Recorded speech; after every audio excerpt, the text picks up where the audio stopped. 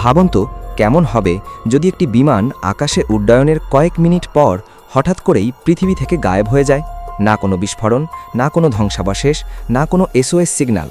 আর তারপর ঠিক ৩৭ বছর পর সেই একই বিমানটি যদি আবার হঠাৎ কোনো এয়ারপোর্টে ল্যান্ড করে। শুনতে সায়েন্স ফিকশনের গল্প মনে হলেও ফ্লাইট 1914-এর ঘটনাটি পৃথিবীর সবচেয়ে রহস্যময় বিমান রহস্যগুলোর একটি হিসেবে আজও মানুষের কল্পনাকে নাড়িয়ে দেয়। কারণ এটি কোনো সাধারণ নিখোঁজের ঘটনা নয়, এটি এমন এক রহস্য যা সময়, বাস্তবতা এবং মানুষের বিশ্বাস সব কিছুকেই প্রশ্নবিদ্ধ করে দেয়। আমরা কথা বলছি প্যান আমেরিকান ফ্লাইট 914-এর কথা, একটি ডাগলাস DC-4 বিমান যা 2 জুলাই 1955 সালে নিউ ইয়র্ক থেকে মায়ামির উদ্দেশ্যে উড্ডয়ন করেছিল, কিন্তু কখনোই তার গন্তব্যে পৌঁছয়নি।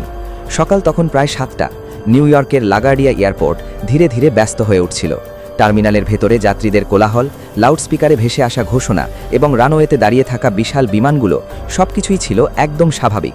ফ্লাইট 914-এর যাত্রীরাও তখন বোর্ডিংয়ের প্রস্তুতি নিচ্ছিলেন। কেউ পরিবারের সাথে শেষবারের মতো কথা বলছিলেন, কেউ জানালার পাশে সিট পাওয়ার জন্য উত্তেজিত ছিলেন, আবার কেউ শুধু 3 ঘন্টার একটি সাধারণ যাত্রার জন্য অপেক্ষা করছিলেন। কিন্তু কেউই জানত না এটাই হয়তো তাদের জীবনের শেষ স্বাভাবিক সকাল। বিমানটিতে মোট 57 জন যাত্রী এবং 4 জন ক্রু সদস্য ছিলেন। ফ্লাইটটির দায়িত্বে ছিলেন অভিজ্ঞ পাইলট ক্যাপ্টেন CG টেলর। তিনি ককপিটে বসে শেষবারের মতো সব সিস্টেম পরীক্ষা করছিলেন। ইঞ্জিন ঠিক আছে, ফুয়েল ঠিক আছে, আবহাওয়া পরিষ্কার, কোথাও কোনো সমস্যা নেই, সবকিছু ছিল নিয়ন্ত্রণে। সকাল ঠিক 9:55 ডাগলাস DC-4 রানওয়ে ছেড়ে আকাশে উড়ে যায়। ধীরে ধীরে নিউ ইয়র্কের উঁচু ভবনগুলো পিছনে মিলিয়ে যেতে থাকে, আর বিমানটি আটলান্টিক মহাসাগরের আকাশে প্রবেশ করে। যাত্রীদের মুখে ছিল স্বস্তি। কেউ খবরের কাগজ পড়ছিলেন, কেউ জানালার বাইরে মেঘ দেখছিলেন, আবার কেউ মায়ামির সমুদ্র সৈকত নিয়ে গল্প করছিলেন। সবকিছু ছিল একদম স্বাভাবিক। কিন্তু ঠিক কয়েক মিনিট পর ঘটে এমন কিছু যা আজও মানুষের গায়ে কাঁটা দেয়। সকাল 10:12 new York air traffic control শেষবারের মতো ফ্লাইট 914-কে ট্র্যাক করে। সবকিছু স্বাভাবিক ছিল, বিমানটি সঠিক পথেই এগোচ্ছিল। কিন্তু ঠিক 10:15 হঠাৎ করেই বিমানটি রাডার থেকে অদৃশ্য হয়ে যায়। 1 সেকেন্ড আগেও যেখানে সিগন্যাল ছিল, পরের সেকেন্ডেই সেখানে শুধু খালি স্ক্রিন। মনে হচ্ছিল যেন বিমানটি বাতাসে মিলিয়ে গেছে। কন্ট্রোল টাওয়ারের কর্মকর্তারা প্রথমে ভেবেছিলেন এটি হয়তো রাডারের কোনো সমস্যা। তারা সঙ্গে সঙ্গে যোগাযোগ করার চেষ্টা করেন। Flight 914, do you copy? কোনো উত্তর নেই। আবার ডাকা হলো, ফ্লাইট 914, প্লিজ রেসপন্ড ইমিডিয়েটলি। তবুও কোনো সাড়া নেই। রেডিওতে শুধু নিস্তব্ধতা, এক ভয়ঙ্কর অস্বস্তিকর নীরবতা। এরপর শুরু হয় আতঙ্ক। অন্যান্য সব ফ্লাইট রাডারে দেখা যাচ্ছিল, শুধু ফ্লাইট 914 নেই। যেন পুরো বিমানটি পৃথিবী থেকেই মুছে গেছে। তাৎক্ষণিকভাবে মায়ামি এয়ার ট্রাফিক কন্ট্রোলকে জানানো হয়। কয়েক মিনিটের মধ্যেই শুরু হয় বিশাল অনুসন্ধান অভিযান।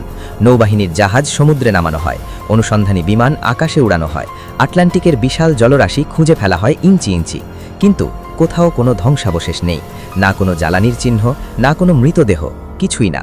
মনে হচ্ছিল যেন বিমানটি কখনো অস্তিত্বই রাখেনি। দিন কেটে যায়, সপ্তাহ কেটে যায়, মাস কেটে যায়, কিন্তু ফ্লাইট 914-এর কোনো হদিশ পাওয়া যায় না। অবশেষে প্যান আমেরিকান এয়ারওয়েজ ঘোষণা দেয় ফ্লাইট 914-কে নিখোঁজ এবং সম্ভাব্য দুর্ঘটনাগ্রস্ত হিসেবে ধরা হয়েছে। 57 জন যাত্রী এবং 4 জন ক্রু সদস্যকে মৃত ঘোষণা করা হয়। আর ধীরে ধীরে মানুষ এই ঘটনাটি ভুলতে শুরু করে। কিন্তু রহস্যটা তখনও জীবিত ছিল, কারণ কেউই জানত না বিমানটি আসলে কোথায় গিয়েছিল। এরপর কেটে যায় 37 বছর। পৃথিবী কদলে যায়, পুরনো বিমান হারিয়ে যায় আধুনিক জেটের ভিড়ে, মানুষ চাঁদে যায়, প্রযুক্তি পাল্টে দেয় পৃথিবীকে। আর ফ্লাইট 914 পরিণত হয় এক পুরনো লিঙ্গবথনে। কিন্তু 21 সেপ্টেম্বর 1992 সালে ভেনেজুয়েলার কারাকাস এয়ারপোর্টে ঘটে এমন এক ঘটনা যা পুরো বিশ্বকে আবার কাঁপিয়ে দেয়। সেদিনও সবকিছু স্বাভাবিক ছিল। কারাকাস এয়ার ট্রাফিক কন্ট্রোল প্রতিদিনের মতো ব্যস্ত ছিল। রাডারে একের পর এক বিমান উঠছিল, নামছিল। কিন্তু হঠাৎ স্ক্রিনে দেখা যায় একটি অচেনা সিগন্যাল। একটি বিমান দ্রুত কারাকাসের দিকে এগিয়ে আসছে। কিন্তু সমস্যাটা হলো বিমানটির কোনো ফ্লাইট ডেটা নেই, কোনো অনুমতি নেই, কোনো পরিচয় নেই। ডিউটিতে থাকা অফিসার জুয়ান দেলা কোর্তে অবাক হয়ে যান। তিনি দ্রুত সিগন্যালটি বিশ্লেষণ করেন। আর তারপর যখন বিমানের মডেল শনাক্ত হয়, কন্ট্রোল রুমে নেমে আসে ভয়ঙ্কর নীরবতা। কারণ সেটি কোনো আধুনিক বিমান ছিল না, সেটি ছিল একটি ডাগলাস DC-4, 1950-এর দশকের বিমান। তাৎক্ষণিকভাবে রেডিও যোগাযোগ করা হয়, unknown aircraft, identify yourself immediately. কয়েক সেকেন্ড কোনো শব্দ নেই।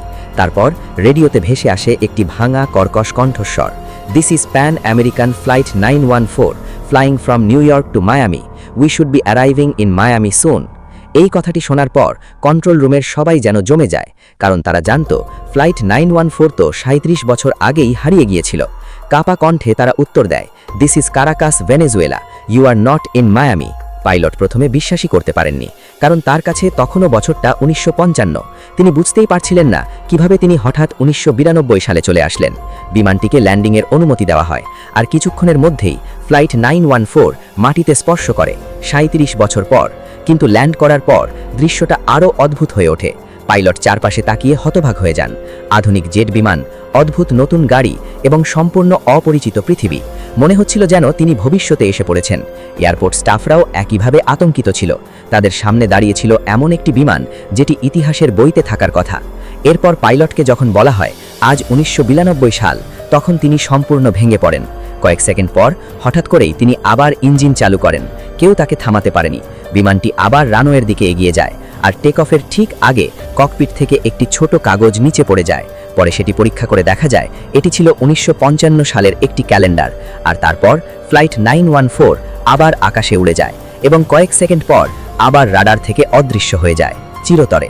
কিন্তু প্রশ্ন হলো, যদি এই ঘটনাটি সত্যি হয়, তাহলে বিমানটি 37 বছর কোথায় ছিল? এটি কি কোনো টাইম ওয়ার্প ছিল, নাকি অন্য কোনো ডাইমেনশন, নাকি পুরো ঘটনাটাই একটি ভয়ঙ্কর গুজব?